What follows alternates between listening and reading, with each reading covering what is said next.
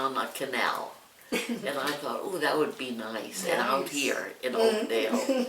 And because I used to spend a lot of time on Fire Island. I was dating somebody who had the glass house, and the government made him and the house next to him move the houses, or they would pay them for what the house cost. And it was a beautiful house. So anyway, I answered the ad, and we made a date, and I came out and I looked at it, and it belonged to two teachers, a man and a woman, and he did the work in it. And I looked at and I had just finished my house in Connecticut, and I looked at the counter, and a part of it was sticking out because the counter was this wide, and he kind of lost himself. So that didn't work. I decided, no, not for me. But the broker told us to come to the colony here, the arch. He said, I'll meet you at the arch. And I said to my friend, what is this place? And she said, I don't know. Because she just moved to Sayville. She was teaching at Dowling and making the trip from the city, and then she just gave up and bought a house here. But that didn't work out, but I couldn't get this place out of my mind. I guess it reminded me of Europe.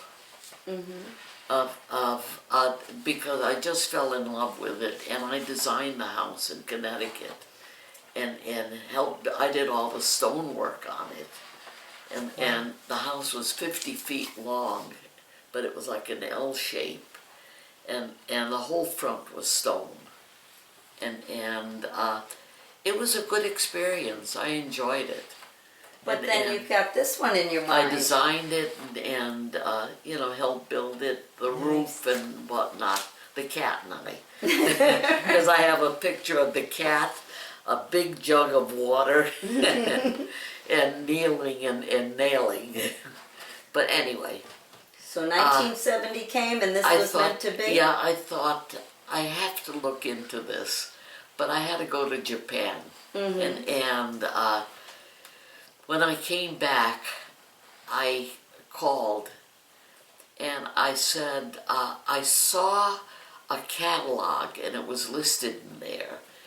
And I wondered is it for sale? Because the ad said, that they were looking for someone. And he said yes. It was a young man named Gary Towlin, who inherited the place from Gonvier. Gonvier had died 7 years prior to that date. And he was like his protege, right? Gary yes. was also a pianist? He made his debut at Carnegie Hall at the age of 12.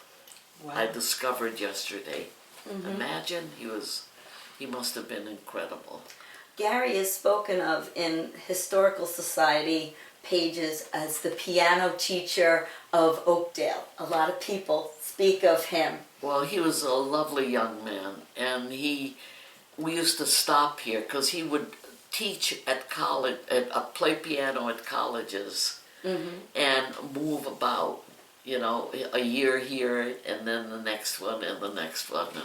But he would always stop here because his father, I think, was a physician, and he was not from Sayville, maybe a little Bayport or something like that. So, yeah, I read that. And so I liked Gary, and so I made him an offer, and he accepted it. And so with that, I realized with the job I had, I would never know, how late I'd be working and whatnot, because I lived in Manhattan. So I decided that I would resign. And so I resigned, and I figured I'll freelance, because I had accounts of my own. And I came out, we negotiated, and I not only got this place, I also got the creamery. But, speaking of all of these features, and we will walk through and look at them with the camera and with you there, but this place has so many special features. When you bought it, it was a water tower, and it still had the clockworks. So you had to. Oh, no, the clock didn't work. The clock didn't work, but it didn't have the mechanism. No. No. Because that took up half the room, I understand. The Vanderbilts had, I think it was 7 clocks, because I've got a whole pack of papers, the history of them, that this gentleman sent me. But some were striking clocks, some were non-striking. They were made for the Vanderbilt mansions around the country. And this was a non-striking one because of the animals, you know, that you couldn't have this thing going off every hour. Right. So, but the works took up most of the room, you know. But somebody came from Sayville and wound the clock.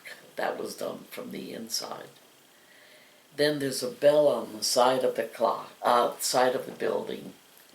And I used to ring that New Year's Eve, and everybody would come out in the colony and Happy New Year. That's so nice. And I would strike it 12 times, because there's a handle, and you pull it over and it goes bong, and then you do it again. So I did it 12 times, and then went and greeted everybody from that floor. But it was fun, and then I decided I had to stop. But, you know, I rang it for a number of I years. read about the bell during Vanderbilt's time, that they would ring the bell every time a new calf was born or a new Yeah. pig was born, and it was also to call the workers to work. What do you got for us? Name of calf. It's very difficult to read. It looks The like Rawlinsons, when they Fiora. lived here, before they moved, they gave that to me. That's wonderful. Gianfori is what I make out, but I don't know, that could be completely It's wrong. what? Name of calf, Gianfori? I don't know, it's a strange name. Maybe it was named after a worker. Sometimes they It's- named it it's after possible. people. And they have the sire on here. And these were special kinds of cows. I wish it believe, was too. clearer.